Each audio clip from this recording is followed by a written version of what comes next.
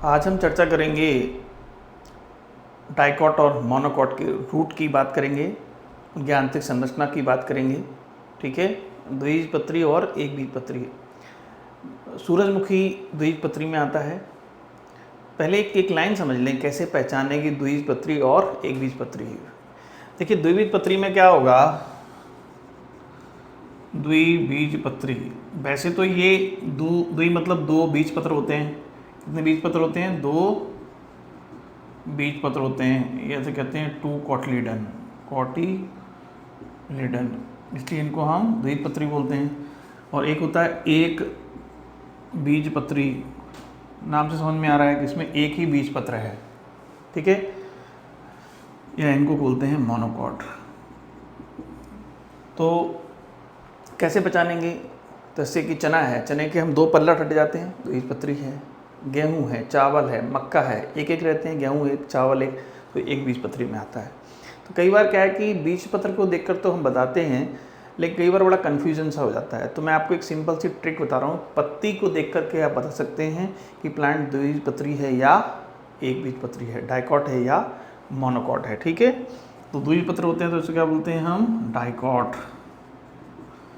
ठीक है, अब आपने पीपल की पत्ती कहीं देखी हो, पीपल की पत्ती, पीपल, बरगद, किसी के भी, उसमें क्या होगा? इस तरीके से रहता है।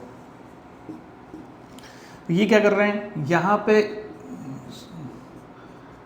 इनमें क्या होता है? जालकावत शिरा विन्यास पाया जाता है, जिसे हम कहते हैं रेटिकुलेट वेनेशन। क्या बोलते हैं? Reticulate venation. ठीक है, देखिए सिराएँ क्या करती हैं, ये सब जाइलम फ्लोएम ही है सिराओं में, वेन्स में। तो ये क्या है, जाल सा फैला रही हैं। देखो यहाँ पे ये और इस तरीके से, इसलिए कह रहे हैं जाल का वह सिरा विन्यास। ठीक है, इसमें एक मध्यवित्ती होती है, ये मध्य सिरा क्या होती है? ये मध्य सिरा होती है, मिडरिब जिसे कहते हैं, मिडरिब, और बाकी और सिराएँ हैं। यहाँ हम आए, केले का पत्ता आपने देखा होगा, केले के पत्ते में इस तरीके से रहेंगे। ठीक है, तो केले का जो पत्ता है उसमें कैसा होता है? उसमें होता है ये एक दूसरे की लाइन कैसी समानांतर है, तो इनमें होता है समानांतर शिरा विन्यास,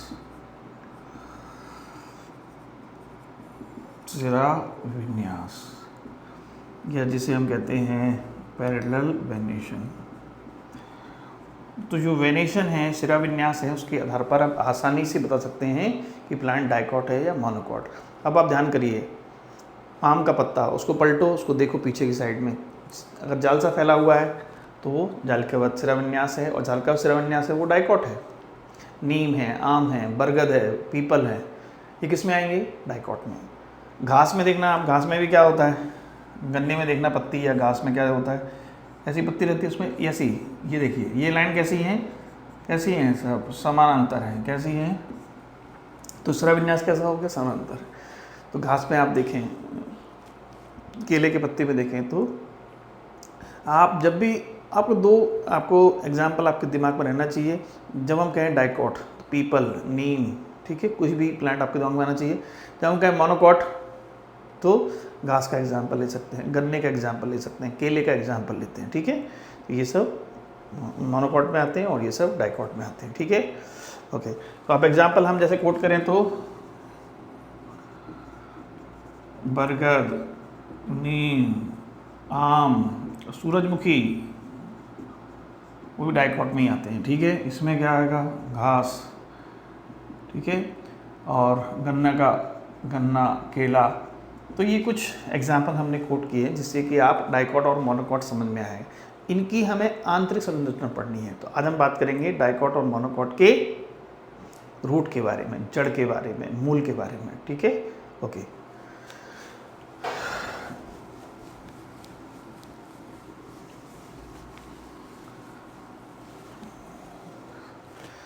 अब किसी की भी हमें आंतरिक संरचना देखनी है तो हम क्या करेंगे? उनका जो परिपक्व भाग लेना है पहले। कौन सा भाग? परिपक्व भाग। और उसमें कैसे कटनी है? अनुप्रस्थ काट करनी है। अनुप्रस्थ को बोलते हैं ट्रांसवर्स सेक्शन। ट्रांसवर्स सेक्शन, या शॉर्ट में उसको बोलते हैं टीएस, ट्रांसवर्स सेक्शन। ठीक है, तो टीएस जो है वो हम देखेंगे। इसमें क्या करना है, अब देखो इसमें अब हम बात कर रहे हैं डाइकॉट की। इसका कर रहे हैं डाइकॉट, द्विपत्र की। टॉपिक क्या है अपना, जड़ मूल में क्या अंतर है। तो डाइकॉट की, और एक साइड हम क्या लिख रहे हैं, मोनोकॉट की, मोनोकॉट की रूट। ठीक है, डाइकॉट और मोनोकॉट की रूट। इसमें हम क्या देख पाएंगे कि जो डाइकॉट हैं, द्विपत्री हैं, क्या बोलते हैं इनको हम, द्विपत्री, क्या बोलेंगे हम, एक बीज पत्री। अब इन दोनों में जो डिफरेंस है वो देख लेते हैं यहीं से। आपका फर्स्ट लेक्चर में हमने आपसे कहा था कि लेयर्स हैं वो याद होना चाहिए, मुझे लगता है कि आपको याद होंगी। लेयर्स देखिए कौन कौन सी हैं। सबसे पहले है यहाँ पे ये जो लेयर है ना, इसको बोलते हैं मूलीय त्वचा। क्या बोलते हैं इसको, मूल की त्वचा है तो क्या बोलते हैं, मूलीय त्वचा। ठीक है, या इसको बोलते हैं राइजोडर्मिस, राइजोडर्मिस। इसके नीचे क्या होती हैं, बहुत सारी, ये पैरेन्काइमा कोशिका का बना हुआ है। ये जो है ना, ये क्या है, ये है बल्कुट, बल्कुट, या जिसे हम कहते हैं कॉर्टेक्स। ठीक है, तो नेक्स्ट क्या है, कॉर्टेक्स के नीचे जो लेयर होती है वो होती है एंडोडर्मिस। तो एंडोडर्मिस देखा जाए कैसी होगी, ये एंडोडर्मिस है। क्या है ये लेयर जो है वो है अंतस्त्वचा, अंतस्त्वचा, या जिसे कहते हैं एंडोडर्मिस। एंडोडर्मिस को बल्कुट की सबसे आंतरिक लेयर बोलते हैं। जो बल्कुट है, कॉर्टेक्स है, इसकी जैसे क्या बोलते हैं, कोई बहुत अच्छा क्वेश्चन है, इसे कहते हैं बल्कुट की सबसे भीतरी परत, आंतरिक परत। क्या है आंसर आपका, इसका आंसर आ जाएगा एंडोडर्मिस। ठीक है, अब एंडोडर्मिस में हम देखें तो थोड़ा थोड़ा यहाँ पे देखना पड़ेगा। इसमें क्या होगा कि इस तरीके से पट्टियाँ पाई जाती हैं, ये दिख रही हैं आपको पट्टियाँ। ठीक है, ये पट्टियाँ बेसिकली क्या हैं, आप देख पा रहे होंगे, ये पट्टियाँ हैं। ये पट्टियों को हम बोलते हैं कैस्पेरियन स्ट्रिप। क्या बोलते हैं, कैस्पेरियन स्ट्रिप या स्ट्रिप। एक साइंटिस्ट थे कैस्पेरी, कैस्पेरी ने इनको खोजा था। ये बेसिकली है क्या, ये जमाव है किसका, मौमीय पदार्थ। उस मौमीय पदार्थ का नाम है सुबेरिन। तो यहाँ पे क्या है, कैस्पेरियन स्ट्रिप है क्या, इसमें क्या होता है कि सुबेरिन का क्या हो रहा है, जमाव। और सुबेरिन क्या है, सुबेरिन है एक मौमीय पदार्थ, मोम सा है। सुबेरिन का क्या हो रहा है यहाँ पे, जमाव। तो जमाव जब हो रहा है सुबेरिन का, कहाँ पे होता है, कि कौन सी भित्तियों पर, सब जगह पे है, ऐसे में भी है, ऐसे में भी है। तो इसको कहते हैं अरीय भित्तियों पर भी है और स्पर्शरेखीय, दोनों भित्तियों पर जमाव है, अरीय भित्तियों पे और स्पर्शरेखीय भित्ति पर जमाव है। ठीक है, दोनों भित्ति पर जमाव है। तो क्वेश्चन आते हैं, क्या जमाव किसका है, सुबेरिन का। ठीक है, और ये कैसे दिखती हैं, ये नालाकार, नाल के आकार की दिखती हैं, डम्बल शेप्ड नालाकार कोशिकाएं। ठीक है, तो हमने क्या देखा, एंडोडर्मिस बल्कुट की सबसे अंदरूनी लेयर, और क्या होता है, जमाव होता है सुबेरिन का। ठीक है, और इन पट्टियों को सबसे पहले देखा था कैस्पेरी ने, तो नाम हो गया कैस्पेरियन पट्टियाँ। स्ट्रिप कहो या कैस्पेरियन स्ट्रिप कहो, या इनको पट्टियाँ बोलते हैं, कैस्पेरियन पट्टियाँ।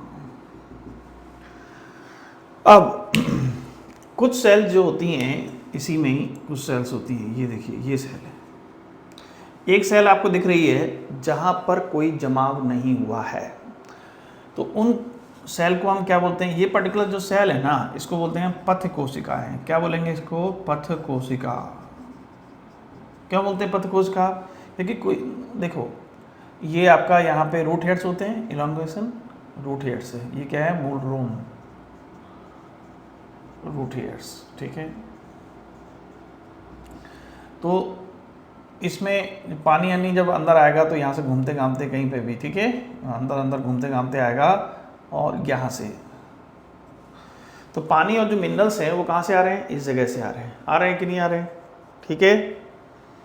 चलिए ये हम लिख देते हैं, सोवरेन कैसा है, मोमी पदार्थ है, मोम से बना हुआ है, ठीक है। तो हाँ, तो मैं बता रहा था पथ कोशिकाओं के बारे में बात कर रहे हैं। पथ कोशिकाएं वो कोशिकाएं हैं जहाँ से पानी, खनिज लवण अंदर आएंगे। पथ है, रास्ता है, इसलिए इनको पैसेज सेल, पथ कोशिकाएं कहते हैं। वो कोशिकाएं हैं जहाँ पर सोवरेन का जमाव नहीं होता है, क्योंकि सोवरेन जहाँ पे है ना, देखिए यहाँ पे क्या है, यहाँ पे सोवरेन का जमाव है। तो सोवरेन का जो जमाव होगा तो क्या होगा, ये पानी के लिए कैसे होती हैं, अपारगम्य होती हैं। कैसी होती हैं, अपारगम्य होती हैं, ठीक है। तो ये कहानी है, डन। तो ये हो गया आपका। तो जहाँ जहाँ सोवरेन होगी मोमी है, मोम तो अपारगम्य ही होता है। नेक्स्ट हम बात करें, यहाँ पर नेक्स्ट लेयर जो है, ये लेयर देख रहे हैं, मोटी लेयर है ये, थोड़ी सी कैसी है, मोटी है। ये आपका है पेरिसाइकिल। क्या है ये कौन सी लेयर हो गई, ये लेयर हो गई कौन सी है, परिरंभ, जैसे कहते हैं पेरिसाइकिल, ठीक है, ओके। एंड देन यहाँ पे क्या होगा, यहाँ पे इस तरीके के जाइलम, ये देखिए ऐसे, ठीक है। ये कौन सा जाइलम है, प्रोटोजाइलम। ये कौन सा जाइलम है, मेटाजाइलम, ठीक है। तो ये जो कंडीशन है, ये प्रोटोजाइलम और मेटाजाइलम के बारे में बता रहे हैं, ठीक है। अब हम देखें तो इसका हम वर्गीकरण करें, कैसे करेंगे, किस तरीके से देखेंगे। तो देखिए आप डाइकोट को ही समझ लेते हैं। तो डाइकोट में सबसे पहले हमने क्या कहा, सबसे पहले है कौन सी, एपिडर्मिस, मूलीय त्वचा। इसकी एपिडर्मिस को हम राइजोडर्मिस भी बोलते हैं। राइजो मतलब रूट, डर्मिस मतलब त्वचा, या इसी को क्या बोलते हैं हम, मूलीय त्वचा। तो मूलीय त्वचा में देखा सेल्स लगी हुई हैं, पैरेन्काइमा की कोशिकाएं हैं, पैरेन्काइमा है, पैरेन्काइमा की बनी है तो कैसी भित्ति होंगी, पतली भित्ति, बीच में वैक्यूल होगा, रसदानी, ठीक है। और इनसे और क्या हो रहा है, इनसे निकल रहे हैं क्या, रूट हेड्स, मूल रोम निकलते हैं, ठीक है, ओके। नेक्स्ट हम बात कर रहे हैं, किसकी बात कर रहे हैं, बलकुट। ये कंप्लीट हो गया, बलकुट या जिसे हम कहते हैं कॉर्टेक्स। तो कॉर्टेक्स की हम क्या बात करें, ये भी पैरेन्काइमा की कई परतें होती हैं, दिख रही होंगी आपको, कई परतें होती हैं। इनके बीच में ये अवकाश दिख रहा है कहीं, ये इसे कहते हैं अंतराकोशिकीय अवकाश, कोशिकीय अवकाश। तो इनमें क्या होता है, जो सेल्स हैं कोशिकाओं के बीच क्या होता है, अंतराकोशिकीय अवकाश पाया जाता है। बेटर टू से अंतरकोशिकीय अवकाश, अंतरा नहीं बोलेंगे, अंतरकोशिकीय अवकाश पाया जाता है, ठीक है। अब अंतरकोशिकीय अवकाश पाया जाएगा, तो ये आपका हो गया किसके बारे में, बलकुट के बारे में। कई सारी परतें होती हैं। थर्ड जो एस्पेक्ट है आपका, थर्ड हम कहाँ पहुँच गए, बलकुट के नीचे देखो ये कौन सी लेयर है, अंतस्त्वचा,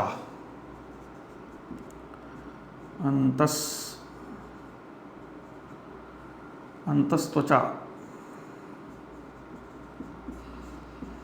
जिसे कहते हैं एंडोडर्मिस। इसमें सबसे इंपॉर्टेंट लाइन, बलकुट की सबसे भीतरी परत, क्या बोलते हैं इसको, ये है बलकुट की सबसे भीतरी परत। पहला क्वेश्चन बहुत अच्छा क्वेश्चन है, ठीक है, डन। नेक्स्ट क्या है, कैसी कोशिकाएं हैं, नालाकार होती हैं, किसका जमाव है? सुबेरिन का जमाव हो जाता है। सुबेरिन क्या है? मोमीय पदार्थ है, तो पानी को अंदर नहीं आने देगा। ठीक है, तो इसकी कोशिकाएं जो हैं कैसी होती हैं? इनकी सेल्स कोशिकाएं कैसी होती हैं? नालाकार, नाल के आकार की होती हैं, जिन पर अरीय व स्पर्श रेखी भित्ति दोनों पर, ध्यान रखना जाए, क्वेश्चन बढ़िया है। स्पर्श रेखी के अरीय दोनों पर भित्तियों पर मोमीय पदार्थ, मोम का बना हुआ है, क्या नाम? सुबेरिन का, ये सुबेरिन का क्या होता है?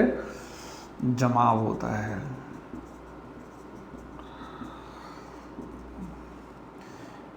जो पानी के लिए कैसे होंगे? पानी के लिए कैसे होंगे, या अन्य चीज़ों के लिए भी कैसे होंगे? अपारगम होते हैं, अपारगम। तो ये वाटर डैम की तरह काम करते हैं। पानी का जो बांध होता है, क्योंकि बांध क्या करता है? पानी को रोके रहता है। ऐसे ये भी पानी को यहाँ से नहीं आने देंगे, पानी यहाँ से आएगा। ठीक है, इन पट्टियों को, जो पट्टियों को सबसे पहले किसने देखा था? कैस्पेरी ने। तो नाम क्या रख दिया इनका? कैस्पेरिन स्ट्रिप। ठीक है, ये कंप्लीट हो गया। कुछ कोशिकाएं हैं जिन पर जमाव नहीं होता है। इनकी जो कुछ कोशिकाएं हैं जहाँ पर जमाव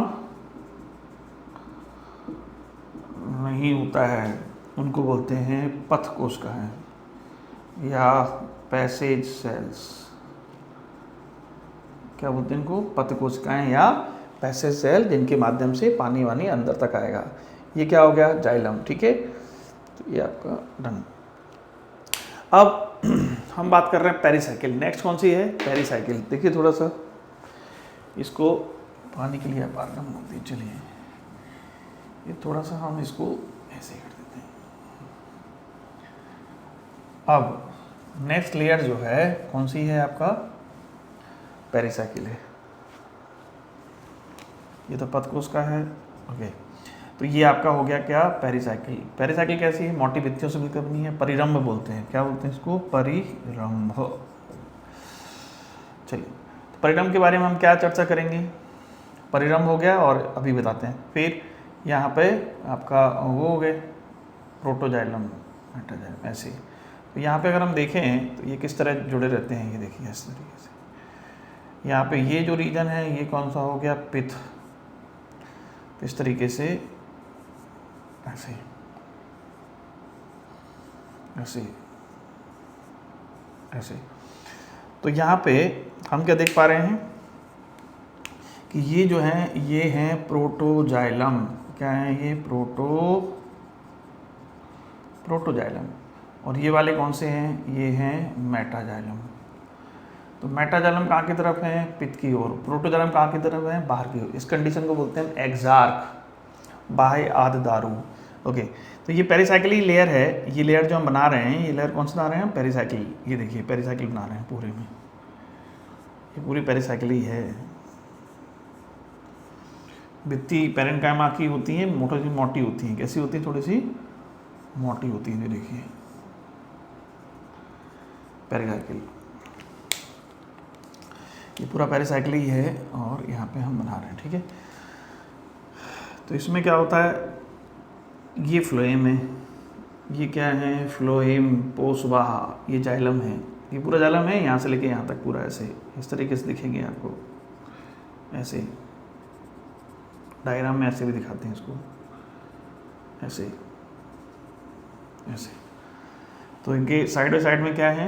जाइलम फ्लोएम अल्टरनेट लगे रहते हैं। ये देखिए। ठीक है, ओके।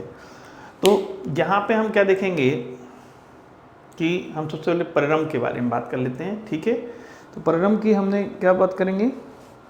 चलिए परिरंभ के बारे में।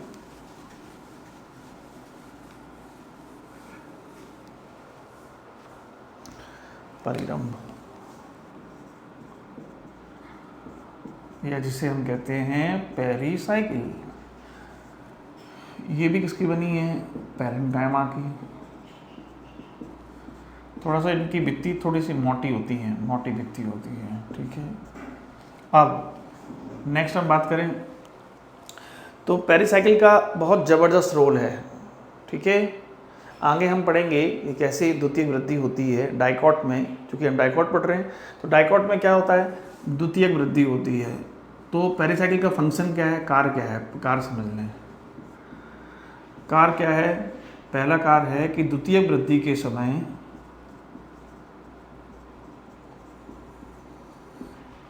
संवहन ऐधा का निर्माण करते हैं।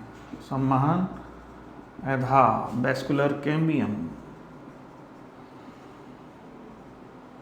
कैम्बियम का निर्माण करते हैं। ये पहला कार्य हो गया।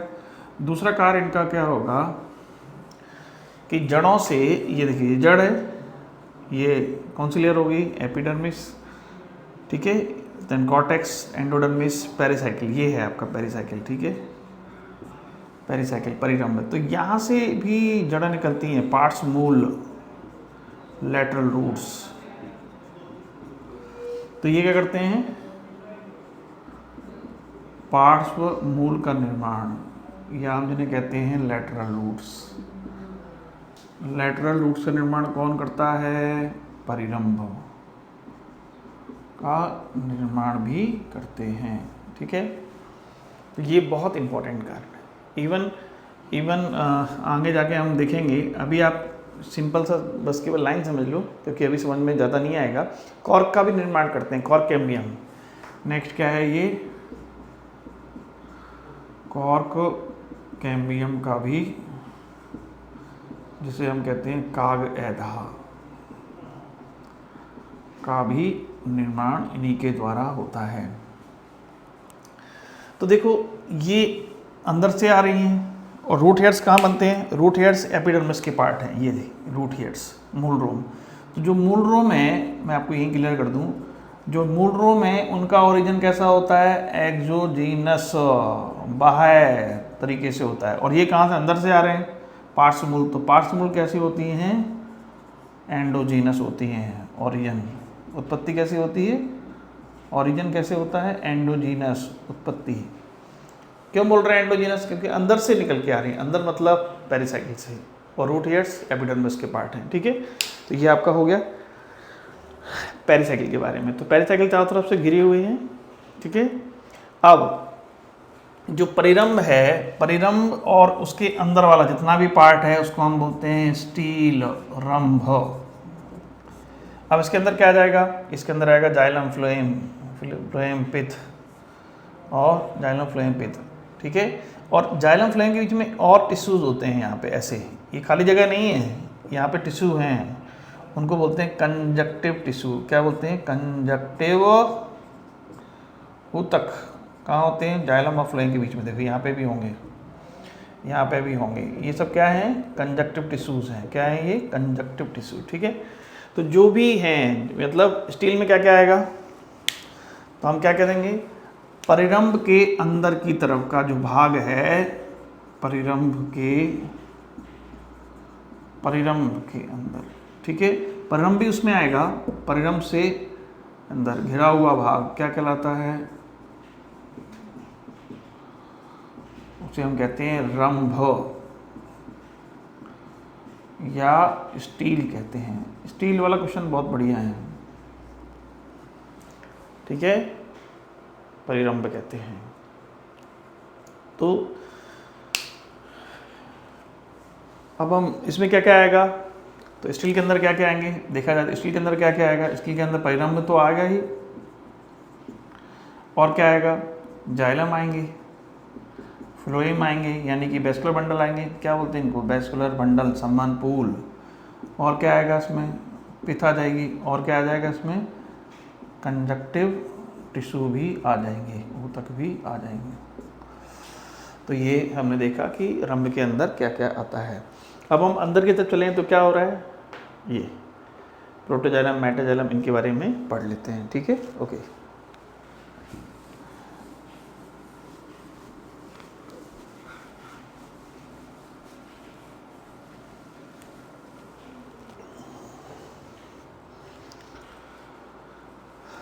अब हम देखें इनमें, हम किसकी याद कर रहे हैं? नेक्स्ट आपका है बेस्लर बंडल। सम्मान पूल की बात कर लेते हैं। सम्मान पूल, बेस्लर बंडल। तो बेस्लर बंडल जो हैं कैसे होते हैं? देखिए जाइलम अलग लगा हुआ है, फ्लोएम अलग है, तो ये अलग अलग त्रिज्या पर रहते हैं। तो रूट में कैसे बेस्लर बंडल होते हैं? रूट में होते हैं रेडिकल। मैंने आपको ट्रिक भी बताई थी, R4 root, R4 radical. Radical को बोलते हैं अरीय। अरीय क्यों बोलते हैं? अरीय क्यों कहते हैं? क्योंकि जाइलम और फ्लोएम जो है, जाइलम व फ्लोएम कहाँ रहते हैं? अलग अलग त्रिज्या पर पाए जाते हैं, इसलिए इसको बोलते हैं अरीय। ठीक है, अरीय बोल दिया। तो यहाँ पे ध्यान रखना है, अलग अलग त्रिज्या पे हैं इसलिए इनको अरीय बोलते हैं। ठीक है, ओके। अब जाइलम और फ्लोएम के बीच में कुछ टिश्यूज पाए जाते हैं। जाइलम व फ्लोएम के बीच क्या होते हैं? पैरेनकाइमा के बने हैं। ये भी किसके बने हैं? पैरेनकाइमा के ऊतक पाए जाते हैं, जिन्हें हम क्या बोलते हैं? जिसे कहते हैं कंजक्टिव टिश्यूज। हिंदी में लिखना हो तो कंजक्टिव ऊतक पाए जाते हैं। ठीक है, कंजक्टिव टिश्यूज भी सम्मान आधार के निर्माण में भाग लेंगे। कैसे लेंगे वो हम आगे बताएंगे। तो अब इसमें कैसे होते हैं? रेडियल वेस्कुलर बंडल होते हैं, और रेडियल होते हैं, और एक्सार्क होते हैं, जिसे कहते हैं बाह्य आदि दारू। ठीक है, एक्सार्क का मतलब क्या समझे? यहाँ पे ये एक्सार्क एंडार्क जो है प्रोटोजाइलम और मेटाजाइलम की सापेक्ष स्थिति के आधार पर है कि प्रोटोजाइलम कहाँ की तरफ है? बाहर की तरफ, और मेटाजाइलम कहाँ है? अंदर की तरफ, पित्त की तरफ। तो ऐसी कंडीशन एक्सार्क कहलाती है। तो एक्सार्क में क्या होगा, क्या देखेंगे हम? जो प्रोटोजाइलम है वो कहाँ पर है? बाहर की ओर, परिधि की तरफ, परिरंभ की तरफ, पेरिसाइकिल की ओर। ठीक है, और जो मेटाजाइलम है वो कहाँ की तरफ है? मेटाजाइलम अंदर की ओर। देखिए यहाँ ये अंदर क्या है? पित्त की ओर, केंद्र की ओर, और हम कहें पित्त की ओर, परिरंभ की ओर। तो ये जो कंडीशन है प्रोटोजाइलम, आप प्रोटोजाइलम से ही बता सकते हैं। प्रोटोजाइलम बाहर की तरफ है, एग्जिट कर रहा है, बाहर की तरफ है एक्सार्क। इस टाइम में उल्टा होता है, प्रोटोजाइलम अंदर, मेटाजाइलम बाहर, उसको एंडार्क बोलते हैं। तो ये बहुत इंपॉर्टेंट है, कैसे पहचानो कि रूट है, इस टाइम का कटिंग है, तने का कटिंग है। एक्सार्क कंडीशन है तो रूट है, और एंडार्क है तो वो तना है। ठीक है, तो ये आप हो गया। अब हम देखते हैं नंबर ऑफ वेस्कुलर बंडल कितने होते हैं। नंबर ऑफ वेस्कुलर बंडल, संवहन पूल की संख्या। जनरली इनमें संख्या होती है 2 से लेके 4 तक होते हैं, और सामान्यतः 4 होते हैं। सामान्यतः कितने होते हैं? 4 होते हैं। इस कंडीशन को बोलते हैं टेट्रार्क। टेट्रा मतलब होता है 4। ठीक है, और अब हम बात कर रहे हैं पित्त के बारे में। तो पित्त के बारे में क्या चर्चा करेंगे? पित्त कैसी होती है? तो अगर आप डायग्राम देखेंगे डाइकॉट स्टेम का, तने का, तो पित्त उसमें खूब बड़ी दिखेगी आपको। तो लॉजिक क्या लगा? पित्त की हम चर्चा कर रहे हैं। पित्त में क्या होगा कि डाइकॉट स्टेम, तने की पित्त बहुत बड़ी होती है, तो इसका मतलब रूट में कैसे रखना है? छोटी होती है, ऐसे रखना है। ये रूट की बात कर रहे हैं, इसमें पित्त कैसी होगी? छोटी होती है, वह अस्पष्ट होती है। छोटी होगी तो अस्पष्ट भी होगी, छोटी व अस्पष्ट। ठीक है, तो ये आपका हो गया किसके बारे में? डाइकॉट रूट के बारे में। अब हम इसको क्या करेंगे, कंपैरेटिव स्टडी करेंगे, किससे, मोनोकॉट से। तो इससे आपको जल्दी समझ में आ जाएगा। चलिए अब हम बात कर रहे हैं मूल की। मूल में भी किसका, मूल रूट में इसकी डाइकॉट और मोनोकॉट, एक बीजपत्री और द्विबीजपत्री, तो समझ में जल्दी आ जाएगा। देखो सबसे बारीक लेयर कौन सी होती है, यदि हम बात करें एपिडर्मिस, इसमें भी क्या होती है, एपिडर्मिस, इसे हम कहते हैं मूलीय त्वचा। क्या बोलते हैं इसको,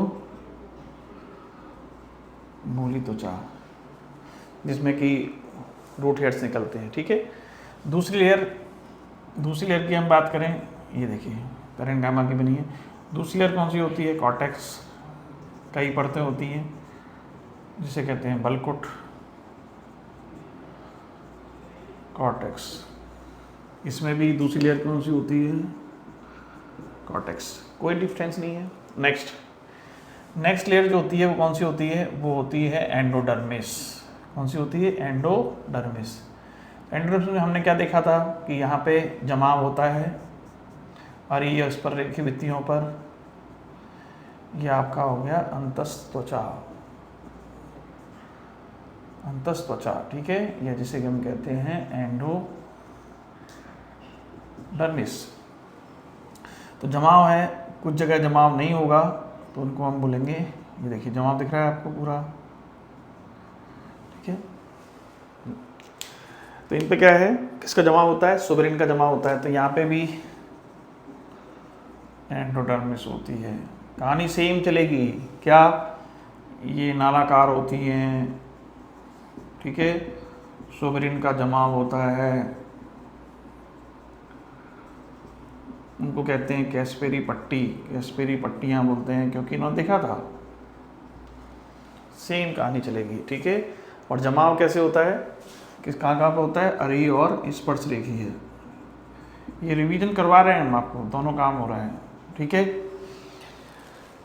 फिर हम नेक्स्ट चलें। नेक्स्ट जो लेयर है वो है आपका, कौन सी है, पेरिसाइकिल। कौन सी है, पेरिसाइकिल। तो ये थोड़ी सी मोटी होती है। कैसी होती है, कोशिकाएं इसमें थोड़ी सी मोटी होती है।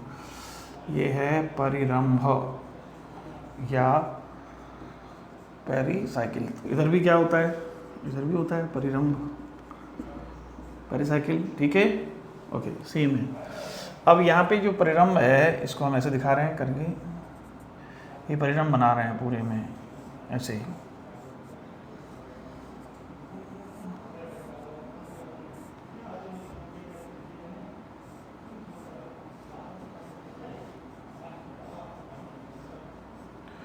ये परिरंभ है। ठीक है, और परिरंभ में हम देखेंगे क्या कि ओके, ये कौन सी कोशिका है, पथ कोशिका है, जहाँ पर जमाव नहीं है, अंतस्त्वचा की पथ कोशिका है। पानी वानी आएगा जड़ों से घूमता घामता यहाँ पे, ये मतलब यहाँ पे क्या होता है, यहाँ पे होते हैं। ठीक है, ये क्या है, जाइलम है, प्रोटोजाइलम और मेटाजाइलम। पिथ बहुत ही छोटी होती है, अस्पष्ट होती है। इनके यहाँ पे ये क्या है, फ्लोएम है। क्या है ये है फ्लोएम। ठीक है, ये और ये क्या है, पूरा जाइलम। जाइलम के दो पार्ट हैं, प्रोटोजाइलम और मेटाजाइलम। इनके बीच में जो ऊतक हैं, देखिए फ्लोएम, फ्लोएम अल्टरनेट लगे रहते हैं। उनके बीच में जो ऊतक हैं, क्या बोल रहे हैं इनको, ऊतक को क्या बोल रहे हैं, जाइलम और फ्लोएम के बीच क्या बोल रहे हैं इनको, कंजक्टिव ऊतक। कहाँ पर है, जाइलम व फ्लोएम के बीच। सेम कंडीशन यहाँ पे रहेगी। वैस्कुलर बंडल का नंबर कितना होता है, 2 से लेके 4, जनरली 4 होता है, तो क्या बोलेंगे इसको, टेट्रार्क बोलेंगे। वैस्कुलर बंडल कैसे होते हैं, रेडियल, रेडियल मतलब अरीय, क्योंकि अलग त्रिज्या पर हैं। ठीक है, पित्त कैसी होती है, पित्त होती है छोटी व अस्पष्ट। अब हमें इधर देखना है क्या है, तो इसमें देखिए, इसमें भी सेम कंडीशन चलेगी, वही सेम कंडीशन, पेरिसाइकिल होगी, ठीक है, ये पेरिसाइकिल होगी, ठीक है। इसके ऊपर कौन सी लेयर है, एंडोडर्मिस वाली, इसमें कि कैस्पेरिन पट्टी दिख रही है आपको, ये देखिए, ठीक है, ओके, ये पथ कोशिका है। अब यहाँ तक तो कॉमन चीज चल रही है, ठीक है, यहाँ तक क्या चल रहा है, कॉमन चल रहा है, यहाँ तक कोई दिक्कत है नहीं।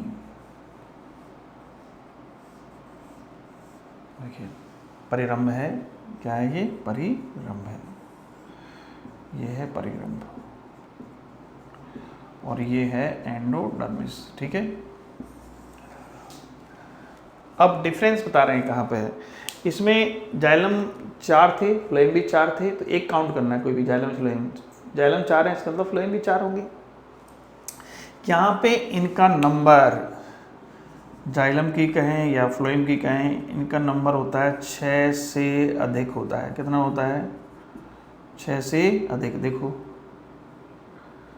यहाँ हम देखा जाए तो कैसे होगा, ओके, तो यहाँ पर ये होगी,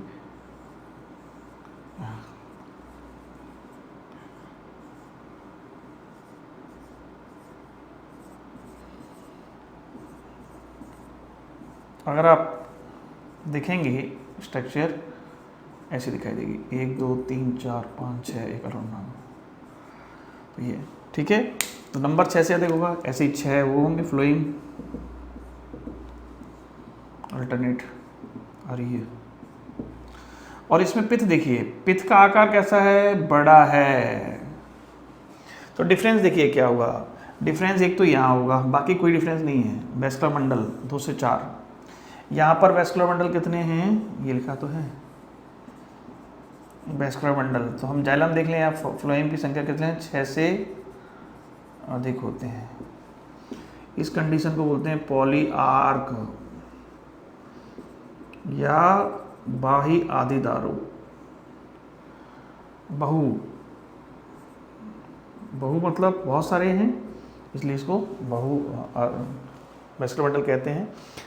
बाकी कहानी सेम है, अरी इसमें भी है तो अरी इसमें भी है, कंजक्ट टिश्यू सब कुछ सेम है। डिफरेंस केवल वेस्कुलर मंडल की संख्या में है। दूसरा डिफरेंस है इसमें पिथ बड़ी होती है, वह स्पष्ट होती है, ठीक है। इसमें छोटी होगी तो वहाँ बड़ी होगी, तो ये अंतर है, वेस्कुलर मंडल में अंतर है, बाकी कहीं कोई अंतर नहीं है। एक बार फिर से हम आपको बता रहे हैं कि स्टील क्या है। स्टील क्या है, अंतस्त्वचा के अंदर वाला जो भी भाग है पूरा, ये पूरा भाग एंडोडर्मिस के अंदर वाला पूरा भाग क्या कहलाता है, स्टील या रंभ कहलाता है, ठीक है। क्या क्या आएगा इसमें, परिरंभ आ जाएगा, जाइलम फ्लोएम आ जाएंगे, कंजक्ट टिश्यू पिथ सब आ जाएंगे, ठीक है,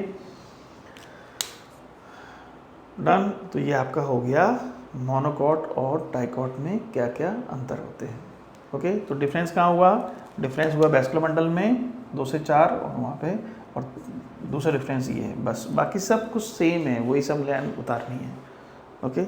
एक पॉइंट और बता दें कि डाइकॉट में होती है द्वितीयक वृद्धि, जैसा कि हमने पहले बताया होगा। क्यों, क्योंकि डाइकॉट में चाहे वो तना हो चाहे वो जड़ हो, दोनों में ही कैम्बियम पाई जाती है, एधा पाई जाती है। तो इनमें क्या होगा, डाइकॉट में पाई जाती है क्या, इनमें होती है कैम्बियम, और कैम्बियम होगी तो इनमें क्या होगी, द्वितीयक वृद्धि होगी। इनमें कैम्बियम नहीं पाई जाती है, इनमें कैम्बियम नहीं होती है मोनोकॉट में, ठीक है, इसलिए इनमें द्वितीयक वृद्धि भी नहीं होगी, डन। द्वितीयक वृद्धि में क्या होता है, चौड़े हो जाते हैं। तो घास कहाँ चौड़ी होती है, दुबले पतले हैं। डाइकॉट देखो, बरगद, नीम, आम सब चौड़े, क्यों, क्योंकि इनमें द्वितीयक वृद्धि होती है। क्यों होती है, क्योंकि कैम्बियम है। तो इनमें कैम्बियम उपस्थित होती है। तो मैंने बताया था आपको किस प्रकार के वेस्कुलर बंडल होंगे, वो खुले प्रकार के वेस्कुलर बंडल होते हैं। और इसमें कैम्बियम नहीं होती है, तो ये कौन से हो गए, बंद प्रकार के वेस्कुलर बंडल। ठीक है, बंद और खुले किसके आधार पर हैं, कैम्बियम। डाइकॉट में चाहे स्टेम हो चाहे रूट हो, दोनों जगह कैम्बियम होती है, इसलिए खुले प्रकार के होते हैं। मोनोकॉट में खुले प्रकार के नहीं होते हैं, क्यों, क्योंकि कैम्बियम नहीं होती है। ठीक है, ओके। नाउ सी, अब हम क्या देख रहे हैं, हम देख रहे हैं कि एनसीईआरटी की डायग्राम। तो क्या देख पा रहे हैं, सबसे बार बायोत्वचा, एपिब्लेमा जिसे हमने कहा था, एपिब्लेमा, मूल रोम, ये एक्सोजीनस नेचर के होते हैं क्योंकि यहीं से निकल रहे हैं। ठीक है, यूनिसेलुलर होते हैं, एक कोशिकीय होते हैं। बल्कोट, यहाँ से लेके देखिए यहाँ तक का जो पूरा पार्ट है, क्या कह रहे हैं, बल्कोट, कॉर्टेक्स।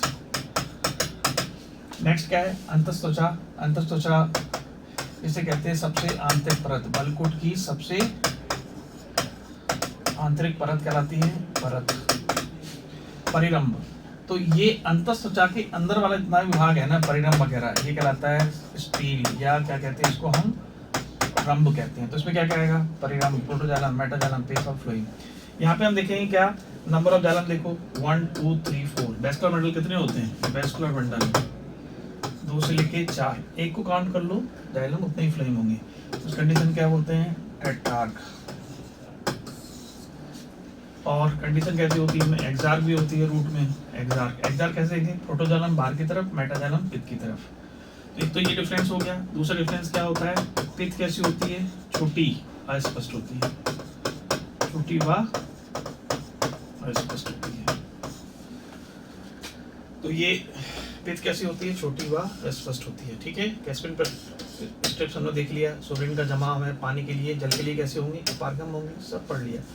जमाव कैसे होता है, अंतस्त्वचा में स्पर्श रेखीय और हरीय दोनों भित्तियों में होता है।